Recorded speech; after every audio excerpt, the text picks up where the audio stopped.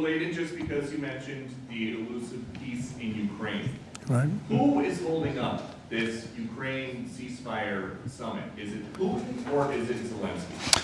Well, I think it's that one is, as you know, we've been working on a lot of these deals. We've closed every single one of them all throughout the world, and that's the last of them. And they're losing, Peter, about 6, maybe even 7,000 soldiers every single week. Russia, as you know, lost almost 25,000 over the last month and a half, and Ukraine lost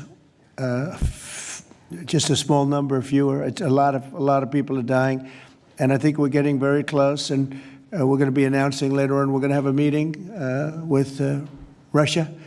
We'll start off with Russia, and we'll announce a location. I think the location will be a very popular one for a lot of reasons.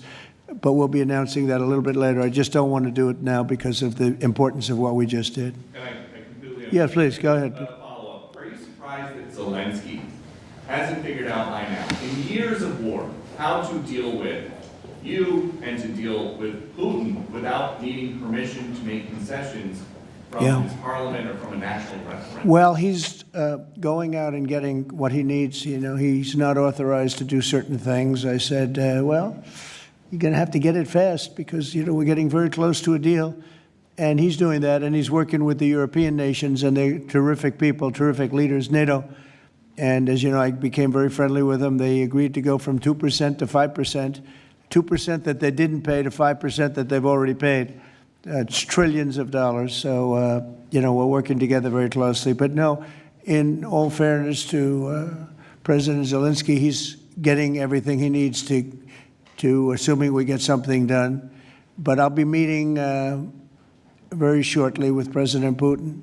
It would have been sooner, but I guess there's security arrangements that, unfortunately, people have to make. Otherwise, I'd do it much quicker.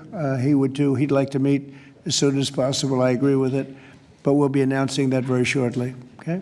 And location. Yeah, please.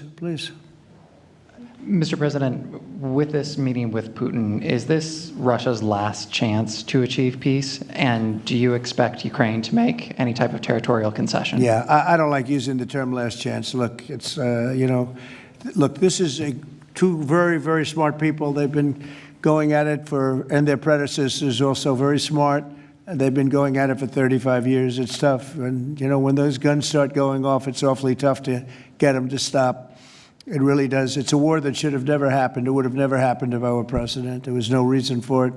So many people are killed, so much cultural destruction. You look at those magnificent towers, the most beautiful in the world. You know, the spires were considered the most beautiful in the world. They're all in a million pieces laying on the ground, all obliterated, knocked into a million pieces.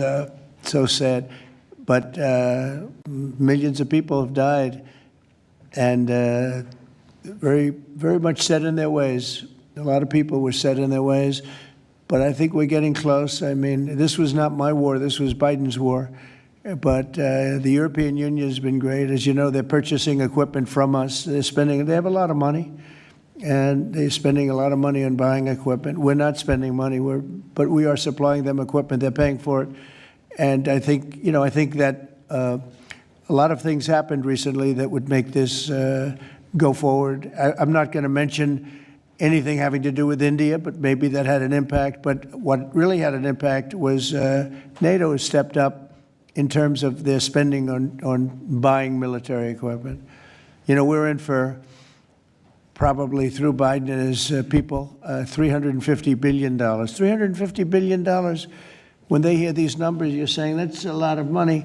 $350 billion the United States has spent on that. It should have spent nothing because it should have never happened. It would have never happened. And Europe is in for over $100 billion, which is, it should be the opposite if we were in for anything, but it should be the opposite. And I will say that Europe wants to see peace. The European leaders want to see peace. President Putin, I believe, wants to see peace, and Zelensky wants to see peace. Now, President Zelensky has to get all of his everything he needs because he's going to have to get ready to sign something, and I think he is working hard to get that done. Will Zelensky have to give up territory, Mr. Well, you're looking at territory that's been fought over for 3.5 years with, a lot of Russians have died, a lot of Ukrainians have died.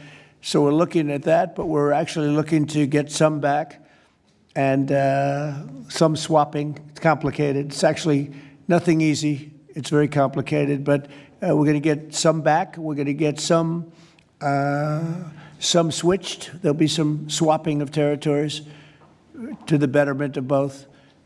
And but we'll be talking about that either later or tomorrow or whatever. Yeah, please.